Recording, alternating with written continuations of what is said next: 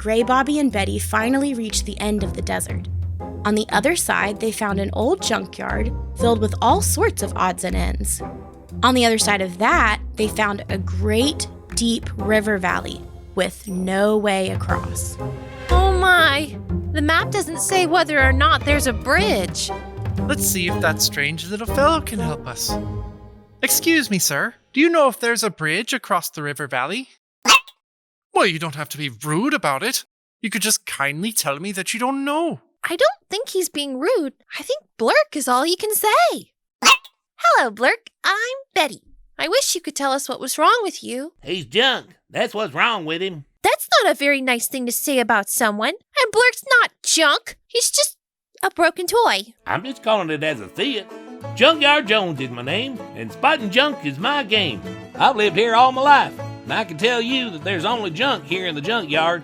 Toys belong in Toy Haven, on the other side of the river valley. Toy Haven?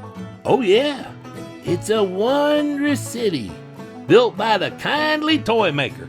It's a place for toys of every kind to live in peace and harmony under the watchful eye of their creator.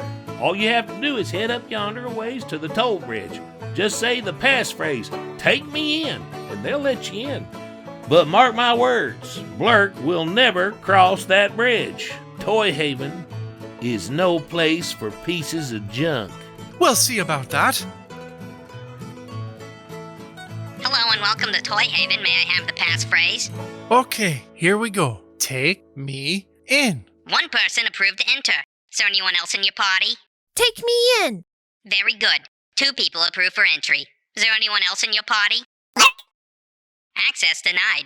That is the wrong passphrase. But all he can say is Blerk. Can't we just say the passphrase for him? No. Everyone must say the passphrase for themselves. Access denied. But Blerk isn't able to say the passphrase. Certainly you can make an exception. Access denied. Well, what did I tell you? Junk. Come on, Blerk. No, there has to be another way. There has to be someone who is an expert at fixing toys. Hey, look, Greybobby. A broken toy clinic. Oh, how convenient. Greybobby, Betty, and Blerk went to the clinic and were welcomed by the kindly Dr. Goodheart. Dr. Goodheart was able to perform a series of tests on Blerk to see what was wrong. Good news, Blerk. I have your test results. It seems that the heart of your voice box is bad. That's the part of the voice box that lets a toy speak many different words. Can it be fixed? Oh my, no. I'm afraid he will need a new voice box heart, and that only comes by transplant. But that would mean that someone would have to give up their own voice box heart so that Blerk could have one. Someone would have to take Blerk's place. But who would do that? Sounds like someone just had a false victory. All is lost. No hope. Blerk is junk. Just like I said. Time to go, pal. Not so fast, you pessimistic possum. There is hope. Long ago, when the first man, Adam, sinned, he brought down a curse on us worse than any fairy tale. The image of God within people was damaged, but it wasn't destroyed. Like an old castle that has fallen into ruin, you can still see the glory of the old building. People are not junk. God doesn't make junk. But people do need to be restored, made new. Just like little Blerk here needs a new voice box heart. People need a new heart as well. Adam's sin damaged their heart and made it a magnet for selfishness. So people only thought about what was best for them. They no longer thought about King Jesus. But Jesus came and lived a perfect life. Then he died on the cross to give people his perfection. And when someone believes in him, when they say, "Take me in," he does his own heart transplant. He promised that he would take their hearts of stone and give them hearts of flesh. New and good hearts that love him and want to serve him. Satan, the enemy of God's people, likes to tell them that, because they're damaged by their sin, that they're junk. But God does not make junk. He restores his people, and all they have to do is say that they believe in him, to cry out to him to be saved. It's like little Blerk here trying to get into Toy Haven. God made a way, just like the toy maker made a way.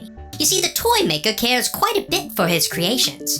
So much so that he sent a toy out of Toy Haven who freely offers to take the place of a lost and broken toy.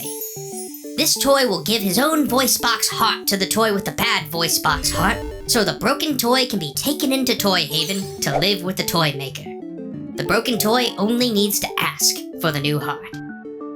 With God, it's just a little bit different. King Jesus was not a creation of God. He is fully God and fully man, so he can give to God on behalf of people what people are missing. It's very special for people.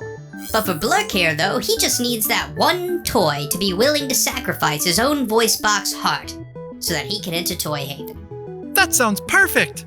But where would we ever find such a toy? Look no further. You see, I am the toy. So, what do you say? Would you like the new heart?